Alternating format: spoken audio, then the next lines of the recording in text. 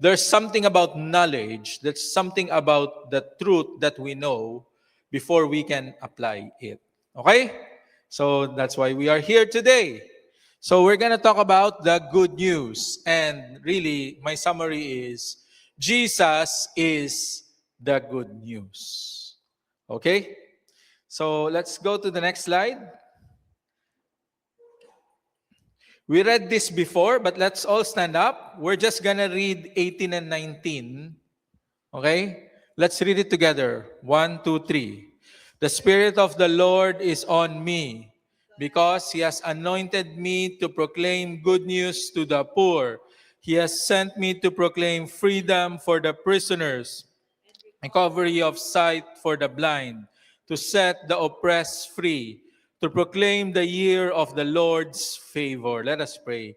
Heavenly Daddy, breathe life upon your word right now and quicken our minds, our hearts, Lord, our spirit to receive it. I pray, Lord, that everyone, Lord, in here and even online and those who will watch and listen later on, I pray, Lord, that we will receive everything that you have for us.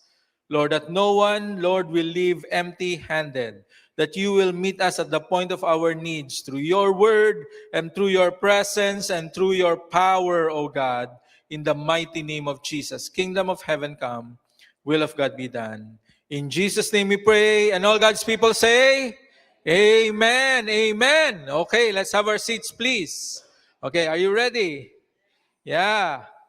So we are talking about Jesus is the good news. What is the good news, first of all? Okay? Because Jesus used that in this, like to proclaim good news to the poor. So what was he talking about? Okay? So first, let's look at the word for good news itself. Okay? It's also translated now in our like as evangelion in Greek. Okay? The good news. Next slide. Now, don't worry, we're not gonna dwell much on its definition in the dictionary. But really, good comes from like two words, evangelion. Okay, so the EU there means good, and angelos, which is the root word for the word what? Angel, is messenger. So it's a good news or the gospel. So really, for it to become a good news, okay, there's something good with a messenger. Are you with me? Okay? It cannot be just, okay, we have something good, but no one is talking about it. And we cannot have, someone talking about a lot of things and it's not good. So the good news is, something good brought about by a messenger. Okay, I want you to understand what was happening during Jesus' time. When he used the word evangelion, that was not just like, oh, I have some, nice news to you. I want you to understand the context of evangelion. Okay? The context of evangelion is, let's go to the next slide. This is really when a royal heir is born. It's being used there. In fact, I put there, like the picture there, if you can read Greek, okay? It's the Priene calendar inscription, which is declaring the birth of Augustine. Who was Augustine? No? Oh, okay. Yeah. Augustine is also a saint in 500 AD. But, well, actually, it's Augustus, right? Okay? Not Augustine, Augustus. Augustus is the emperor when Jesus was born. And you know, what was written in that inscription? It says, the beginning of the good news, Evangelia, for the world. So, when they were celebrating his birthday, they made that plaque and they put that, the Evangelia, the Evangelion for the world. So they're saying the birth of Augustus and his birthday is the beginning of good things for the world. You have to understand that this is just around the same time as Jesus was proclaiming this. This is, yeah, like around the same era. So when Jesus was mentioning good news, this is not just like a normal person using a vernacular language, but this is a kingly language. Are you with me? Okay? Remember when we celebrate Christmas, what did the angel said in when the angel announced it to the shepherds? I bring you good news of great joy for all people. He was using the word evangelion. So this has something to do about royalty. That's why we put in there. The context of using good news is either the birth of a royal heir, okay, coronation of a new king, a victory in battle, or peace or deliverance from enemies. Okay, recently the Olympics has finished. Okay, what event in the Olympics is about the announcement of a good news, of a victory in battle?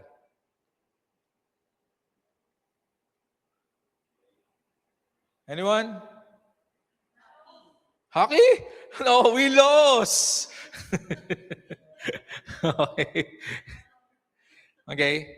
The person has to run around 42 kilometers. The marathon. Okay? You know how marathon started? Yeah, not in the Winter Olympics. But apparently, they also have this 50-kilometer marathon of like, what's this? The ski. Yeah, like cross country. Okay? But the first marathon started when someone ran from Marathon, it's a place in Greece, to report to Athens that they have won the victory. Okay? That they were victorious. And the guy died running it. Okay? So, it's about an announcement of a victory or its peace or deliverance from one's enemy. Are we learning something? So when Jesus opened that scroll and read from it and declared, He is bringing good news, this is not just, a language that someone says like, oh, I have the latest news from our neighbor. Do you know this guy is like that? No. This is a royal announcement. Okay? Have we experienced a royal announcement in our lifetime? Wedding of William and Kate. That's why our daughter was named Kate. Grace back then was like so enamored with the story of the Duchess of Wales or the Princess of Wales. Okay? Okay. I was looking at the internet and apparently, okay, this is an example of a good news. Okay?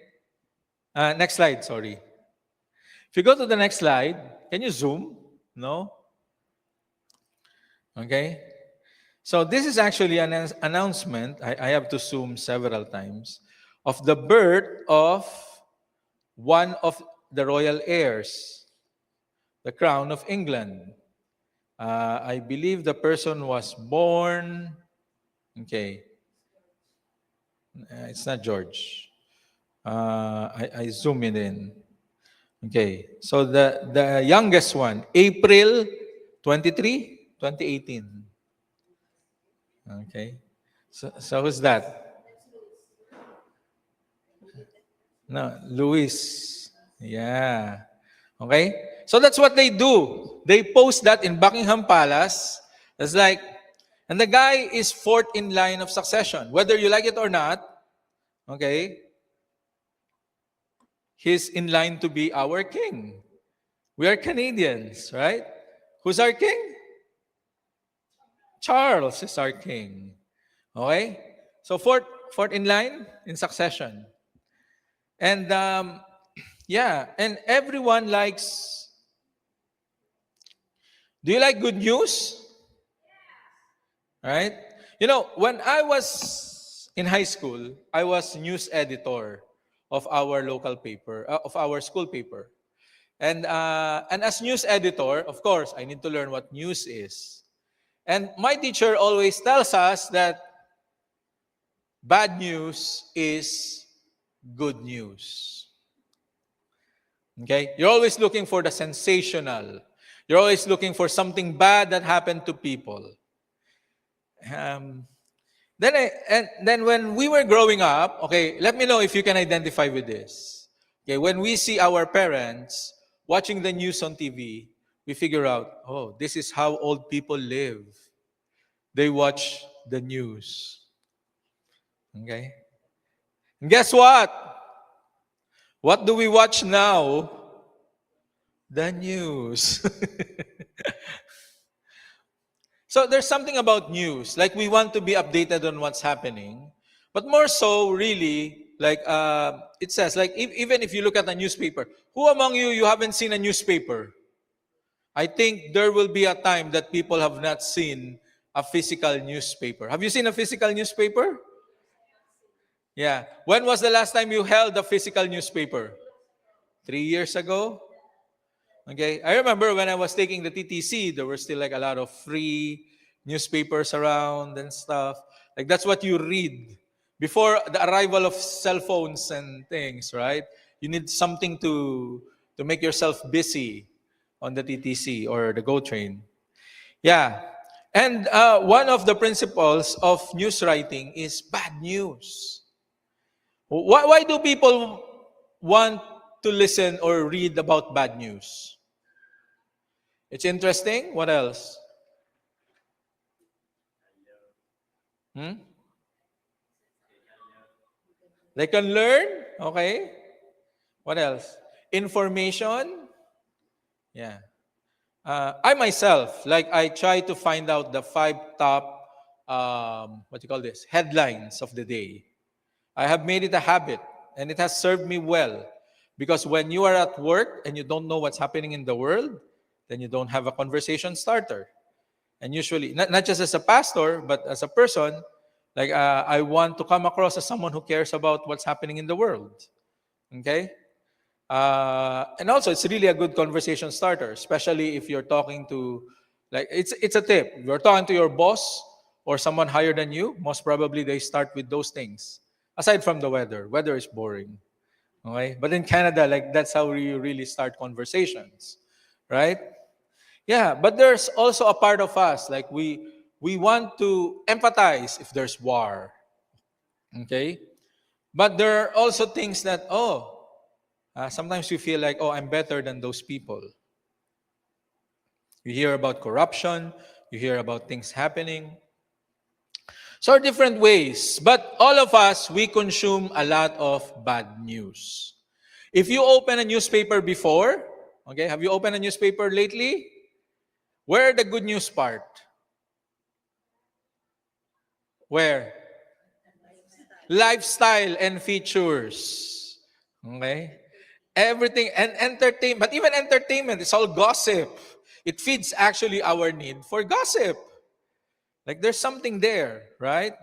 But like the front page, you want to make it to the front page, the most sensational, the like, you know, the craziest news, make it to the front page. Okay? So, but we are not here to talk about bad news. Because honestly, we like good news too. Okay? So what's a good news for you? Well, what other bad news? I mean, okay, let's go back to bad news. What other bad news we don't want to hear during the day? War? What else? Yeah, what if you failed your exam? That you studied for like several days. Or you failed just by 1 point. Right? Is that good news or bad news? Okay. Do you want everyone in class to know about it? No. Okay. Or bad news can also be you got a diagnosis. Right? Or a relationship is breaking up. Right? What other bad news? There's a lot of bad news in the world. Okay? Oh, yeah, or you need to go home because your papers were not enough and acceptable to Canada. Or what other bad news? Famine, drought. Well, we're not experiencing that in Canada. How about for us right now? Yeah. Oh, you found out that you need to pay more taxes. Yeah.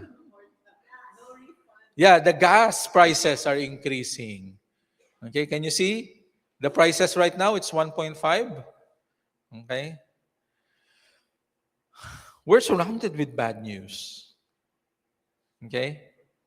And honestly, as much as we like to listen, look at TikTok or Facebook feeds about bad news, okay, when it's about us, we don't like it. Correct? Okay. So here comes Jesus, even during their time, announcing the good news.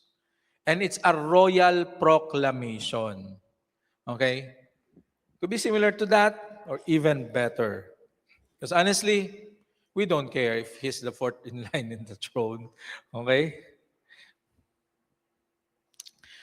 Next slide. 2 Sundays ago, we discussed, when Jesus read this, Luke chapter 4, he was directly quoting parts of Isaiah 61. You can read it for yourself. Where are the differences, where are the similarities.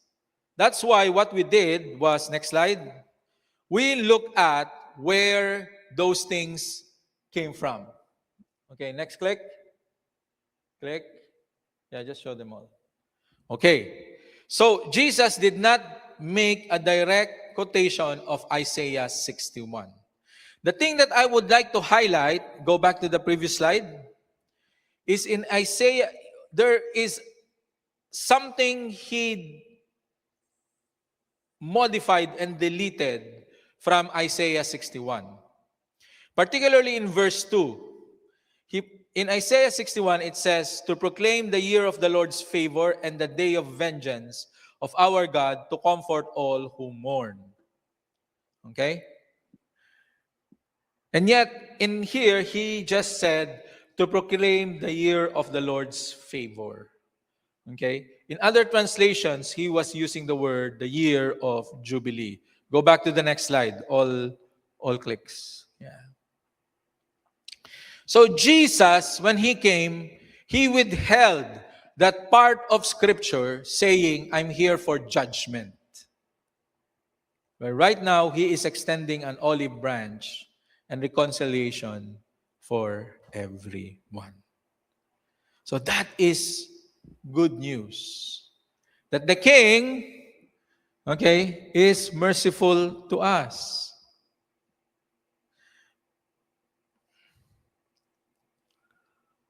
So, what really is the problem of the world? What's the world's biggest problem? Right now, war, power, greed. What's the biggest problem of the world? Sin? You said sin? Okay. When Jesus came, he came to solve the world's problems. Okay? And what he saw, and really the real problem of the world, everything from sickness to war to famine to poverty boils down to sin. Why? What is sin? Sin is the breaking of the law or God's commandments. So why can we boil it all down there? Okay. Take for example, poverty. Can poverty come from sin? Yeah. How? Gambling? Okay. I told you the story of when I was young. It left an impression on me, on my from my uncle when I was young. Like there was this people who was serving him in the farm. Okay. Then I asked, like, I I don't know. I was like 9 years old. I asked these questions. Okay. I said, why are they poor? Then my uncle answered, like, the farm that they're serving us with now, that belongs to their grandfather or their father. But your grandfather and his grandfather, after a harvest season, they were drinking and stuff, and then they gambled, and then the other guy lost. Right? So it's not our fault, someone else's fault, but poverty came into that family because of that. Okay? How else? I've heard of people like they were having a good life. Okay? And the father got in jail for embezzlement. Okay? Like a financial crime. So what happened? They have to live in a mountain somewhere, okay, far from civilization, and they became very dirt poor, that they need to study well and stuff so that they can get out of that because of the sin of a father. Okay? So, what else? Sickness. How can sin be related to sickness? Smoking is one. I remember on the TV show, someone called me at 42 years. He was 42. It was in the middle of the night, around 2 o'clock. Then he said, I am dying of cancer, lung cancer. Then I told him, so what happened? I don't know. I've just been smoking my whole life. Then I asked the Lord, Lord, what's happening here? Where did the spirit of death and cancer enter this man's life? And then in my heart, I asked this guy, like the Lord placed in my heart, like ask him, when did it started? When did your smoking started? Then he said, oh, I can't remember, but like what I can remember is when I was 12. 12. How among you here, you're 12 years old and above? Above all of us, right? Like, no, what I'm saying is like even for children or our children, they commit sin that will have consequences throughout their lives. There's no baby sin, especially that age. Okay, this guy, he said, oh, my parents were always fighting at home. I went to my friend's house. That's when I first tasted cigarette at 12 years old. And then I found comfort of, trying to be rebellious, trying to be with my friends. So, yeah. And then eventually his parents separated, okay, got divorced. And every time he has a problem, he goes back to the cigarette, to the smoking. And then it killed him. It's about to kill him that time.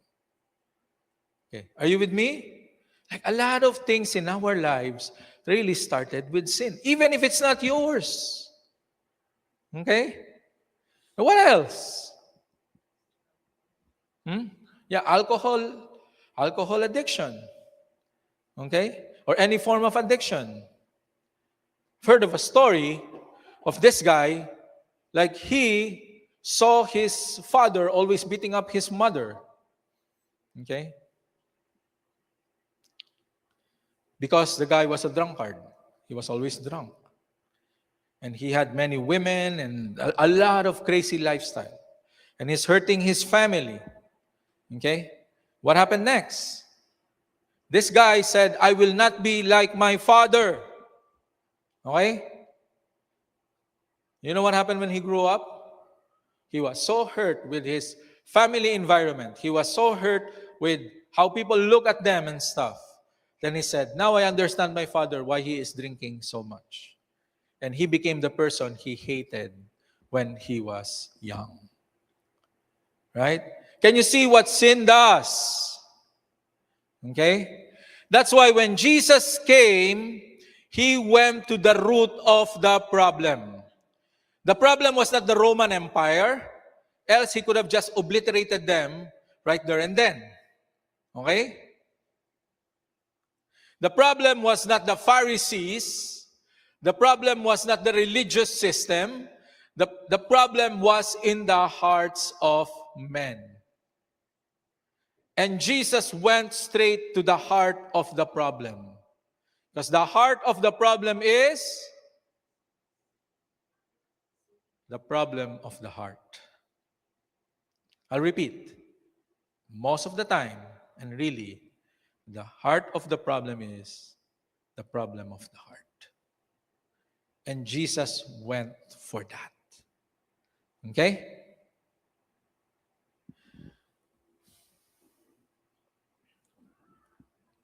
So what is the gospel?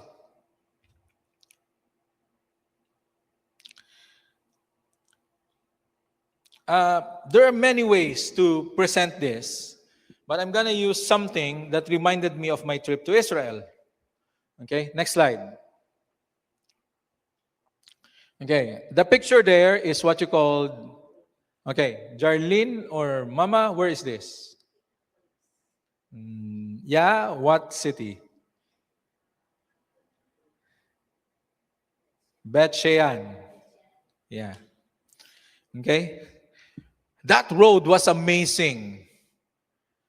Amazing for their standards. When our ancestors in the Philippines were still like hunting and gathering and stuff. Like this road has like, yeah, we walk this road. We walk in that road. It has drainage, irrigation, canals. It even has, and the construction. Like you can see, it still stands up to this day. Yeah. Okay? But because Romans are known for their roads. Okay? When you go to Israel, a lot of the major highways, for example, the highway connecting Jerusalem to Tel Aviv, was actually an old Roman road. Okay? Even the highway that where Jesus proclaimed like all authority on heaven and earth has been given to me. Like go and make disciples, that was near a highway. That highway still exists today. In one of my preachings, I shared that and showed you a picture of that before. Okay? So, let's do the Roman road. Okay? Because you can use the Bible once you want to share the good news. Okay? That Jesus can take care of our problem with sin. That's really the good news. Okay? So first is, why do we need salvation from this sin problem? Because all have sinned and come short of the glory of God. If you can memorize this, you can share the gospel in 3 minutes. You can bring the good news to anyone. Okay? Do you want to bring good news to people? Yeah? Okay? Just a segue. A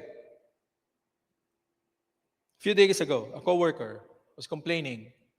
Like, I want this to be practical. Like, sharing the gospel doesn't need to be in a church or with a microphone. Okay? A coworker had like some spinal injury or something. She needs to do MRI and those kind of stuff. Then I asked her, during a break, a 2-minute, 3-minute break, pulled her aside in the corner of the stairs, okay, and prayed for her. Said like, hey, I think, like, can I pray for you? And then she said she felt something there, and then the pain was alleviated. Isn't that good news? Right? You can bring good news wherever you are. When you understand what Jesus has done, how He dealt with the sin problem so that every problem under the sun of humanity can be dealt with. Okay? Are you with me? Okay. So the first thing is, okay, let's read it together. Romans 3:23, go. For all have sinned and come short of the glory of God. Pause. Okay? And then, Romans 6:23. Let's read it together. Go.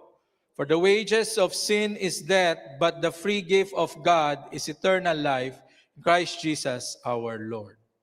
So there is a consequence for sin. Okay? But there is God's gift. Because sin brings about death. Okay? That is its consequence. Okay. When you work for something, do you want to get paid? Okay. When you work for sin, do you want to get paid? No. The word wages there is a marketplace term. Like, okay. So if you put in some work on sin, like definitely that is on your horizon. Okay? But God has a free gift of eternal life. Because sin leads to destruction and death, but Jesus, because of what He has done, okay, gives us eternal life. Okay, Romans 5:8. Let's read it together. But God shows His love for us, come on, in that while we were sinners, Christ died for us. Okay, so first, everyone sinned. There is a consequence to sin. And then this is God's solution. Even before we were born, even before we sin, like the solution is already there. And the solution is a person who is Jesus, His love and sacrifice. So what do we do? Romans 10:9-10. If you confess with your mouth that Jesus is Lord and believe in your heart that God raised Him from the dead, you will be saved. Okay. Nowadays, this is just now, people think of this as a formula. Like, you just confess the name of Jesus, you'll be saved. Okay? But back then, such declaration, first of all, is illegal. Why? Who was the Son of God back then? And who was their Lord? The Roman Emperor. Right? Like, this is about signing your death warrant if you confess it publicly. Remember, Paul was also in prison around this time. Or he would be in prison. Okay. So, if you confess with your mouth and believe in your heart, isn't that easy? Yes. And then, what happens? Okay. Romans 5:1, let's read together. Therefore, come on, since we have been justified by faith, we have peace with God through our Lord Jesus Christ. So the result of salvation is what? Peace with God. In our prayer meetings, by the way, you're all invited. Okay, when's the prayer meeting? Sundays, 8:30 via Zoom. Okay. One of the titles of God is, or the names of God in the Old Testament is Jehovah Shalom. Okay? And what does peace mean? Peace is not just the absence of conflict and war, but the Jewish peace, Shalom. Okay? And really, it's translated in different ways in the world of Israel and the Arabic world. Everyone greets everyone peace. Salem, Jerusalem, that's the city of peace, right? Everyone greets each other peace. But when you look at the biblical peace, it's really nothing missing, nothing lacking, everything in order. So it's peace. That's why when we receive the peace of God, there's healing. Why? Because in your body, come on, nothing missing, come on, nothing lacking, everything in order. Okay? Do you want that? In your relationships, do you want peace?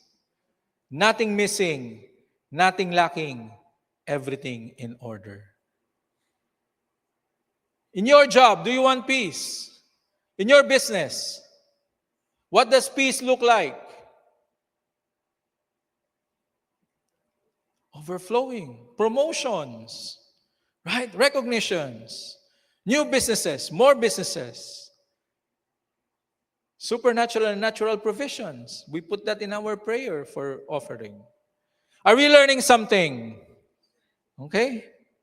And we are all called also, as we experience this with God, we are also called to be to do the evangelion, which is the good news that has a messenger. So what is the good news? I would like to call my assistants. Okay.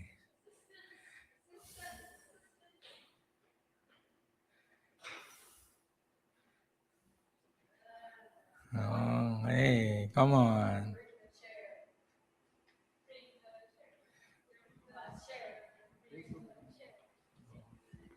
Okay, so we're gonna do a little play.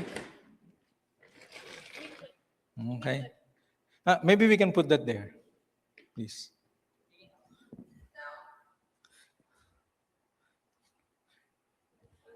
Okay. So first, I need the executioner. Who will be the executioner? Yeah. Okay. So she will be the executioner. Okay. Come on. I'm so scared. Okay. Okay, careful, Catherine. Okay, stand there and just stay there and don't do anything. Okay, face the audience. Okay. Okay, and then we have a king. Who's the king? Okay. Okay, put it on. Okay. Does it fit? Yeah. And then you are the princess. Okay.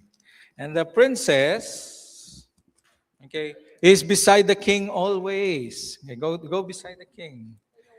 Okay, or the queen. Okay, and enjoy. Like they're having fun. Okay.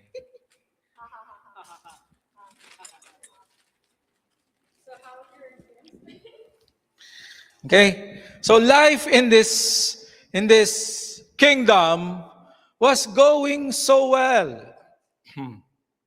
Okay, until one day the princess decided to do something. Come here. The king was sleeping. Sleep. Come here. She saw the royal jewels. Come here. Okay. And she took one of them. Show it to the crowd. Okay. She was so happy with it. Okay. She hid it somewhere. Hide it. Okay. Okay. And then came back to the king. Okay. The king said, "Everything okay?" Hello, my daughter. Is everything okay? Yeah, give us a British accent, you two. Yes, Father. Yes, Father. Everything's fine. It's a lovely day in the kingdom, isn't it? It is. It is. Look at the sky. Okay. Then you're not an executioner yet. Come here. You were like checking the royal jewels. You're like the guard. And then you found out something is missing. Scream. Okay. Then you report to the king. What happened? Your Majesty. Yes, it's missing. Why are you not kneeling? Yes. Some filthy peasant stole some of the jewels. How could they? How could they? I saw a filthy peasant. Some filthy peasant. My jewels. The jewels that are the foundation of this kingdom. How could they? This is treason. Okay. Then the king decreed that if, come on, make a decree. That's it! Whoever did this horrible crime, whoever has done this evil deed against me and my family, against this country, will be executed! Okay. Then there was an investigation. Yeah. You're not the executioner yet. Okay. Put it down. Put it down. There was an investigation. Everyone looked for the jewels until, okay, someone found it in the princess' quarters. Then reported it to the king. Your Majesty, I was snooping around your daughter's room. Why? Why are you not kneeling? I was snooping around your daughter's room for purposes, and I found something. No, Father, I can explain. This Is that what we've been looking for? no, it's not. It's not. Are you lying to me? Your Majesty. That's an illusion. Okay. And Witchcraft. Your room is very messy. Clean it. That's AI. Sorry, okay, sir. now remind the majesty of what. You know, didn't you say that that like whoever stole it should be punished? You know, there should be. You know? No. My daughter, look me in the eyes. Look, Please, Father. look me in the eyes. Did you do this? No, I didn't. I have never taught you to be a liar. I will give you one last chance. Did you do this? I did, Father. I did it. I took the jewel. Then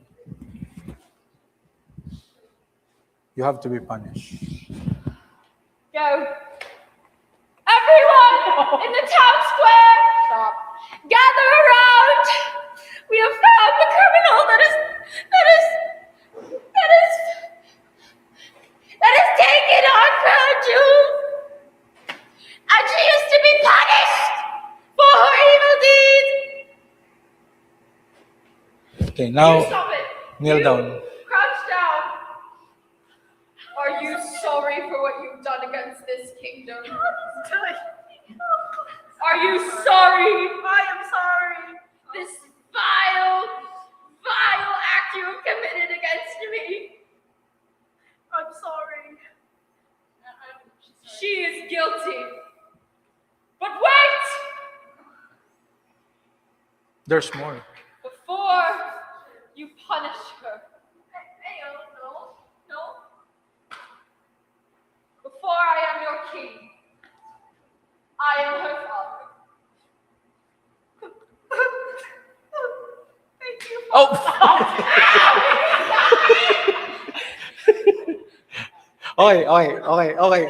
Okay, just do that. Okay, pause.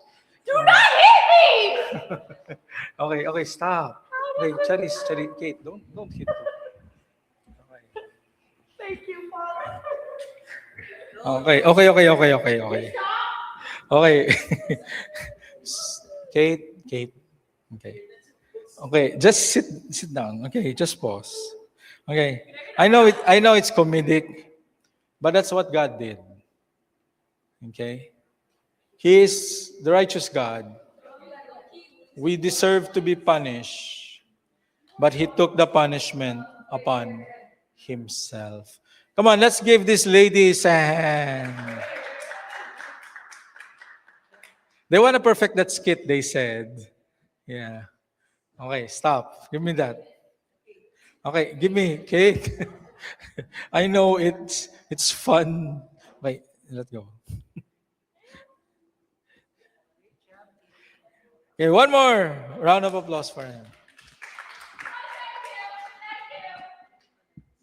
Okay.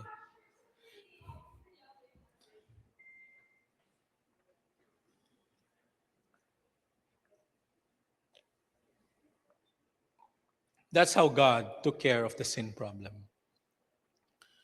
The punish, like it cannot be without consequence. Okay. So what is the good news? That's why the good news is a person, not just a set of teachings, not just do this and do that. The good news is the King, the righteous King in all his power and majesty came down to take the punishment of us, for us. My children asked me, like, will he do that for others? I said, well, it's really when we become part of the family. He will do that for family. That's why the invitation is there to have a relationship with him. And then we can you know, appropriate, or we can also be covered with, instead of being hit by the punishment, God takes it all for us. Amen? And that is the good news. That is the good news. How do we use that at work? How do we use that for ourselves? For some of us, you have been walking through life with a lot of shame. Either things you have done or things that has been done against you. I learned a new word from my kids. It's called gaslighting. Who here knows gaslighting? Right? Like apparently, if someone convinces you that it's your fault, and like even though you're the one getting hurt, it's still your fault. And basically, playing psychological games with you. Yeah, guilt tripping you. Okay? If you're walking in shame, remember, that daughter, the princess, who took the shame? The father. Okay? If you have committed sin against others, okay? How does Jesus show this in the New Testament? You see, we will be forgiven by God, correct? Okay? But let me ask you, how about the people you sin against?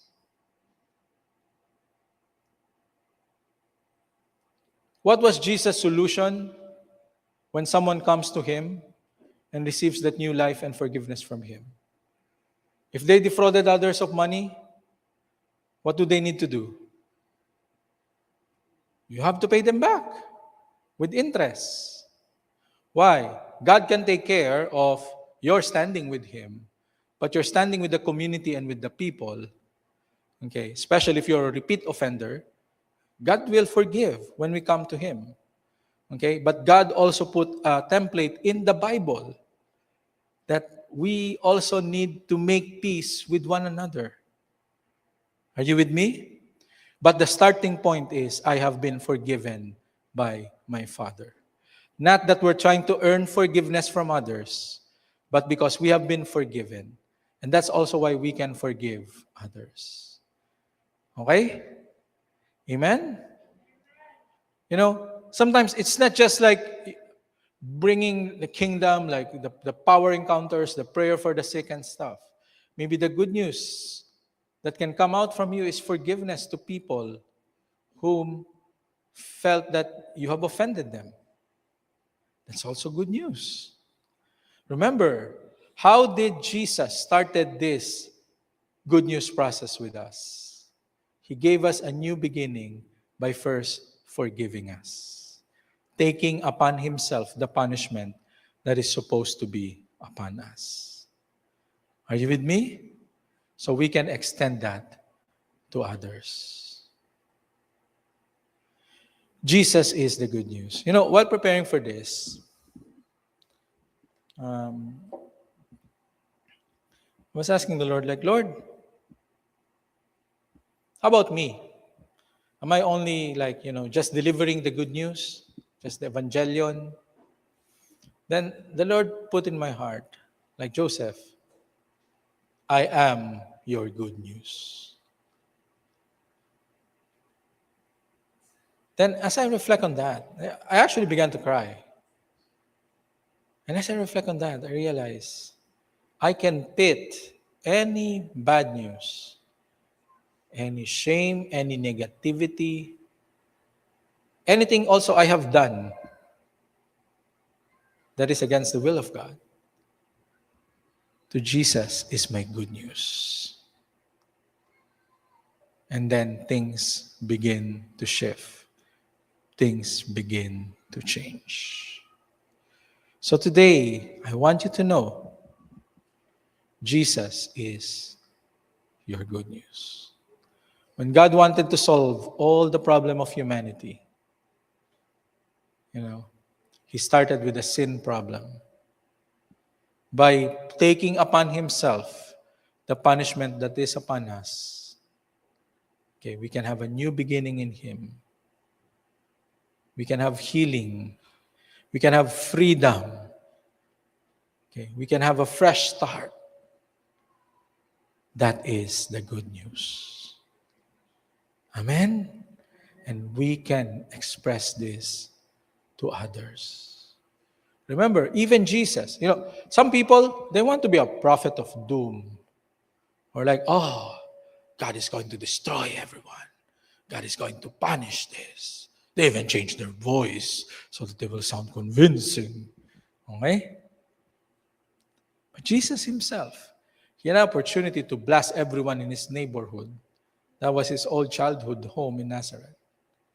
But then He said, hey, it's not yet, what He did not say actually said a lot. It's not yet time for the day of the vengeance and the judgment of God.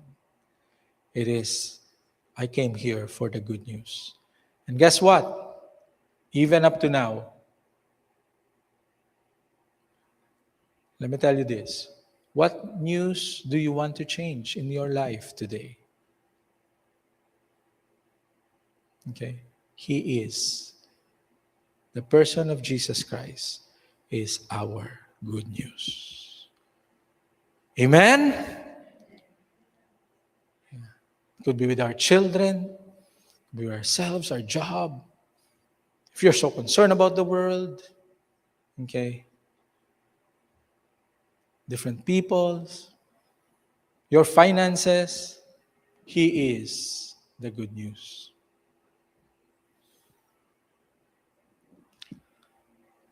Let's all stand up, please.